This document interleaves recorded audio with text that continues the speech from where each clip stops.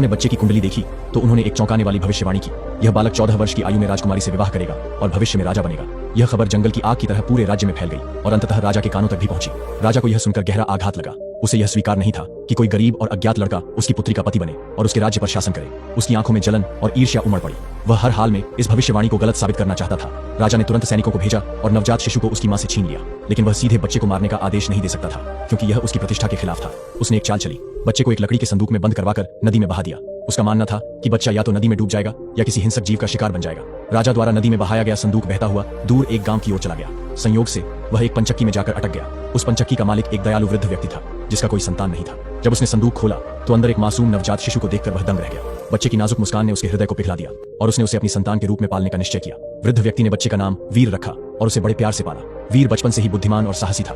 वह न केवल शारीरिक रूप से बलवान था बल्कि उसे शास्त्रों और रणनीतियों का भी अच्छा ज्ञान था। समय के साथ वह एक सुंदर, विनम्र और चतुर युवक बन गया। गांव में सभी उसे पसंद करते थे, लेकिन वीर को हमेशा यह जिज्ञासा बनी रहती थी कि वह वास्तव में कौन है और उसके माता पिता कौन थे। वृद्ध व्यक्ति ने उसे बताया कि वह उसे नदी में बहते हुए मिला था, लेकिन उसके असली माता पिता के बारे में कोई जानकारी नहीं थी। वीर की बुद्धिमत्ता और वीरता की चर्चा दूर दूर तक फैल गई। एक दिन राजा ने उसे देखा और उसके हाथ पर नीले रंग का दाग देखकर तुरंत पहचान लिया कि यह वही बच्चा है जिसे उसने मरवाने का आदेश दिया था। यह जानकर राजा का हृदय ईर्ष्या और क्रोध से भर गया। उसने सोचा कि यदि यह युवक जीवित रहा तो भविष्यवाणी सच हो जाएगी और वह उसकी बेटी से विवाह करके राजा बन जाएगा। राजा ने चालाकी से वीर को अपने पास बुलाया और कहा, तुम बहुत प्रतिभाशाली और साहसी हो, मुझे तुम पर विश्वास है, इसलिए मैं तुम्हें एक विशेष संदेश लेकर रानी के पास भेज रहा हूँ। राजा ने पत्र में लिखा, इस पत्र को पढ़ते ही इसे लाने वाले युवक को तुरंत मृत्युदंड दे दिया जाए। वीर को इस षड्यंत्र की भनक तक नहीं लगी। वह प्रसन्नतापूर्वक राजा के आदेश का पालन करने के लिए निकल पड़ा। यात्रा के दौरान वीर को रात हो गई और वह विश्राम करने के लिए जंगल में एक घर में ठहर गया।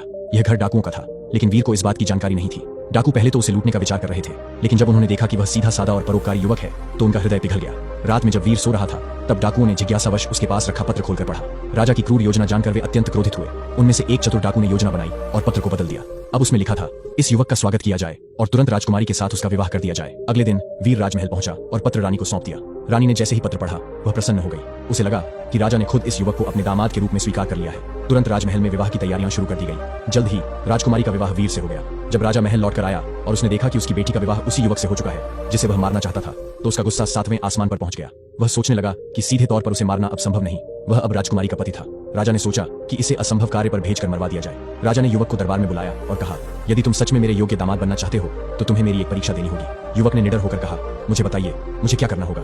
राजा ने मुस्कुराते हुए कहा, तुम्हें शैतान के सिर से 3 सोने के बाल लाने होंगे। यदि तुम यह कार्य सफलतापूर्वक कर पाते हो तो मैं तुम्हें अपना उत्तराधिकारी मान लूंगा, लेकिन यदि तुम असफल हुए तो तुम्हें मौत मिलेगी। यह सुनकर दरबार में सन्नाटा छा गया। सभी जानते थे कि यह कार्य असंभव था क्योंकि शैतान के महल तक कोई भी व्यक्ति जीवित नहीं पहुंचता, लेकिन युवक को खुद पर पूरा विश्वास था। उसने राजा की शर्त स्वीकार कर ली और यात्रा के लिए निकल पड़ा। राजकुमारी को इस परीक्षा की चिंता हो रही थी, लेकिन युवक ने उसे दिलासा दिया और कहा, चिंता मत करो, मैं जल्द ही लौट कर आऊंगा। युवक ने राजा की कठिन शर्त स्वीकार कर ली थी और शैतान के 3 सोने के बाल लाने की यात्रा पर निकल पड़ा। रास्ता लंबा और खतरों से भरा था, लेकिन वह निडर होकर आगे बढ़ता गया। युवक चलते चलते एक गांव में पहुंचा जहां लोग प्यासे थे क्योंकि गांव का एकमात्र कुआं सूख चुका था। परेशान ग्रामीणों ने युवक से कहा, यदि तुम शैतान के पास जा रहे हो तो कृपया उससे पूछना कि हमारा कुआं सूख क्यों गया है। युवक ने उनकी परेशानी सुनी और वादा किया कि वह शैतान से इसका उत्तर लेकर लौटेगा। आगे बढ़ते हुए युवक एक भव्य महल के पास पहुंचा। महल के बाहर एक विशाल पेड़ था जो पहले सोने के सेब देता था, लेकिन अब पूरी तरह सूख चुका था। राजा ने युवक को बुलाकर कहा, यदि तुम शैतान से मिल रहे हो तो उससे पूछना कि मेरा पेड़ क्यों सूख गया है और इसे फिर से हरा भरा कैसे किया जा सकता है। युवक ने राजा को आश्वासन दिया कि वह इस रहस्य का उत्तर भी जरूर लेकर आएगा। आगे चलते हुए युवक एक नदी के किनारे पहुंचा जहां एक बूढ़ा नाविक था। वह नदी के एक किनारे से दूसरे किनारे तक लोगों को पार कराता रहता था, लेकिन वह खुद कभी मुक्त नहीं हो पाता था। थके हारे नाविक ने युवक से अनुरोध किया, यदि तुम शैतान से मिल रहे हो तो कृपया उससे पूछना कि मैं इस शाप से कैसे मुक्त हो सकता हूँ। युवक ने उसकी बात भी ध्यान में रखी और आगे की यात्रा पर निकल पड़ा। आखिरकार युवक शैतान के महल तक पहुंच गया। महल में प्रवेश करना असंभव था, लेकिन सौभाग्य से वहां उसे शैतान की मां मिल गई। वह एक दयालु महिला थी और जब उसने युवक की कहानी सुनी तो उसे उस पर दया आ गई। शैतान की मां ने कहा, यदि शैतान ने तुम्हें देख लिया तो वह तुम्हें मार डालेगा। मैं तुम्हारी मदद कर सकती हूँ, लेकिन तुम्हें चुपचाप रहना होगा। युवक ने सहमति में सिर हिलाया। तब शैतान की मां ने उसे एक पोटली में छिपा दिया। रात होते ही जब शैतान गहरी नींद में चला गया तो उसकी मां ने उसका सिर अपनी गोद में रखा और धीरे धीरे उसके बाल सहलाने लगी। फिर उसने उसके सिर से एक सोने का बाल निकाल लिया। शैतान करवट बदलकर जागा और गुस्से से बोला, मेरे बाल क्यों खींचे। उसकी मां ने मुस्कुराकर कहा, बस ऐसे ही, लेकिन मुझे एक सवाल का जवाब चाहिए। एक गांव का कुआं सूख गया है, उसका पानी कैसे लौट सकता है। शैतान ने ऊँघते हुए जवाब दिया, कुएं में एक मेंढक बैठा है, जब तक उसे निकाला नहीं जाएगा पानी वापस नहीं आएगा। शैतान फिर सो गया। उसकी मां ने दूसरा सोने का बाल खींच लिया। शैतान गुस्से में उठ बैठा, अब क्या हुआ। उसकी मां ने कहा, बस एक और सवाल, एक राजा का पेड़ जो सोने के सेब देता था वह क्यों सूख गया। शैतान ने जवाब दिया, पेड़ की जड़ों में एक चूहा छिपा है, जब तक उसे हटाया नहीं जाएगा पेड़ फिर से हरा नहीं होगा। फिर शैतान वापस सो गया। उसकी मां ने तीसरा सोने का बाल खींच लिया। शैतान फिर से उठा और चिल्लाया, अब क्यों खींचा। उसकी मां ने कहा, मुझे एक आखिरी सवाल का जवाब चाहिए। एक नाविक जो हमेशा नाव चलाता रहता है, वह इस शाप से कैसे मुक्त हो सकता है? शैतान हंसकर बोला, बड़ा आसान है। अगली बार जब कोई यात्री उसकी नाव में बैठे तो उसे चप्पू पकड़ा दे और खुद किनारे कूद जाए। फिर यात्री इस श्राप का शिकार हो जाएगा और नाविक आजाद हो जाएगा। इतना कहकर शैतान फिर से सो गया। उसकी मां ने युवक को पोटली से बाहर निकाला और उसे तीनों सोने के बाल और सभी सवालों के जवाब दे दिए।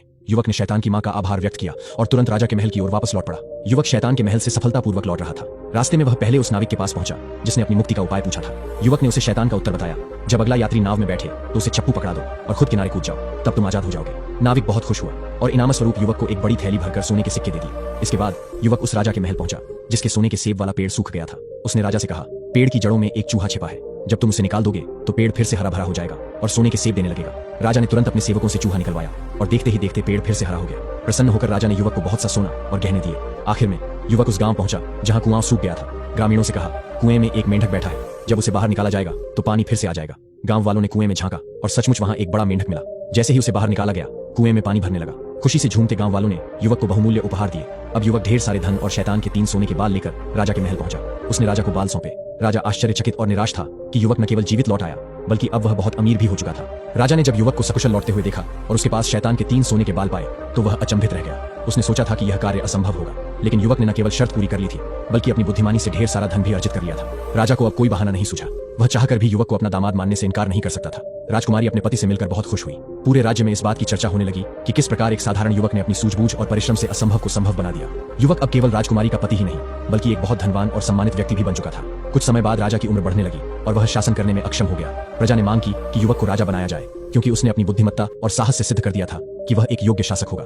राजा को हार माननी पड़ी और अंततः युवक को ही राज्य का उत्तराधिकारी घोषित कर दिया गया। इस प्रकार भविष्यवाणी सच साबित हुई। वह गरीब युवक जिसे राजा ने कई बार मारने की योजना बनाई थी, अंत में राजा बन ही गया। इस कहानी से हमें यह सीख मिलती है कि परिश्रम, बुद्धिमानी और भाग्य के बल पर कोई भी कठिनाई पार की जा सकती है। न्याय